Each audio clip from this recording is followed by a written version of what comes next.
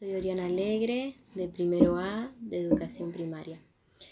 Aquí estaré comentando sobre el capítulo 5, sobre los cuentos tradicionales de hadas y otros misterios, y el capítulo 6, sobre novelas históricas románticas del libro de Perriconi.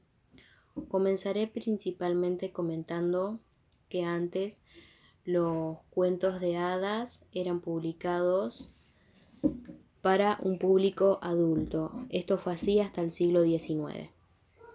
Bien, en Europa hay dos colecciones italianas importantes, pero yo nombraré una, que son Las noches deliciosas de Francesco Staparola.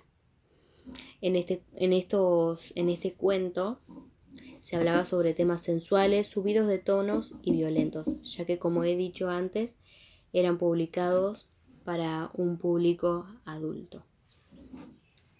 Esto fue cambiando. ¿Por qué?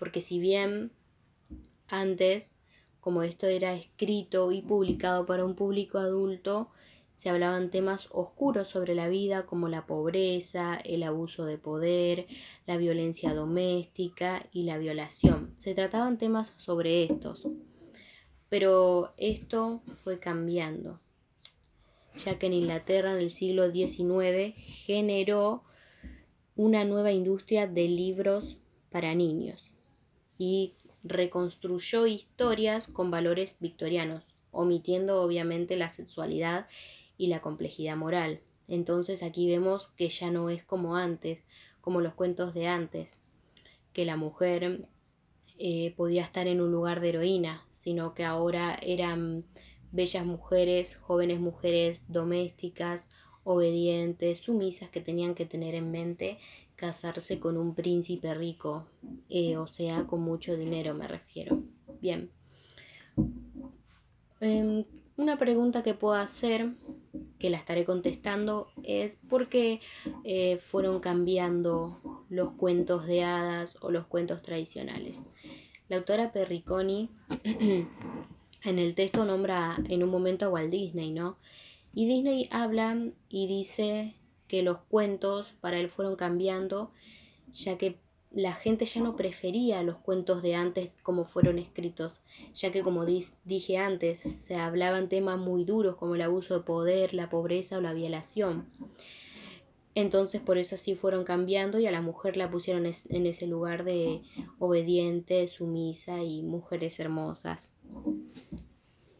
Esto es lo que puedo decir sobre los cuentos tradicionales de hadas y otros misterios, el lugar que tenía esa mujer o el rol de cómo debía ser esa mujer.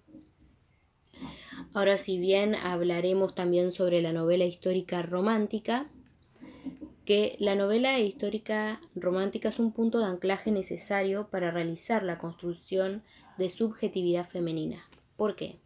Por dos razones importantes. La primera es que tiene un lugar consolidado a través del tiempo y en los últimos 20 años se fue expandiendo. La segunda es que ese principal personaje, que sería la mujer, se transforma como en cuentos de hadas tradicionales y maravillosos, ocupa un lugar de heroína, con ciertas características que conlleva con heroína, que son belleza, amor, bondad y fortaleza. Si bien. Entonces, para concluir este tema, lo que quiero decir es que nos damos cuenta, con lo que acabo de decir, con el texto de Perriconi, que son cosas importantes. Lo que quiero decir es que no hay una valorización en la mujer, que no se nota ese valor que se le da a la mujer.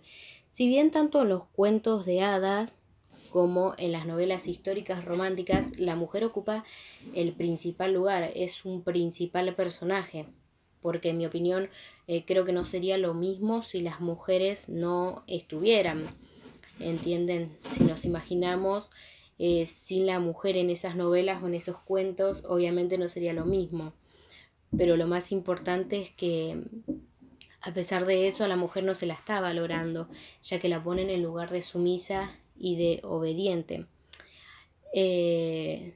Si lo vemos con el mundo real, son cosas que pasan, ¿no? Y que se debe empezar a valorar más a la mujer.